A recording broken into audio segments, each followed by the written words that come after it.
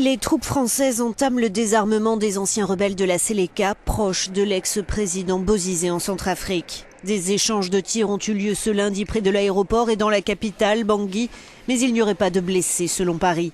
Les insurgés qui circulaient encore armes au poing il y a quelques jours se fondent à présent dans la masse. Explication du ministre français des Affaires étrangères.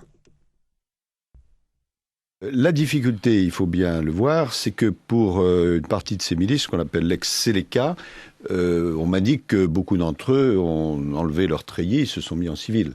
Donc il va falloir demander les armes. Mais c'est difficile évidemment à reconnaître les individus.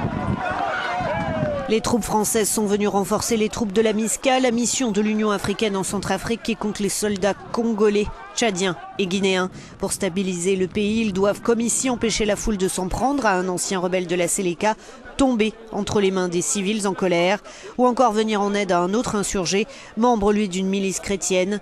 Les conflits sont multiples, le pays au bord de la guerre civile. Les troupes françaises et africaines ont fort à faire avant de stabiliser le pays pour que Bangui puisse organiser des élections libres et pluralistes afin de remplacer le régime actuel.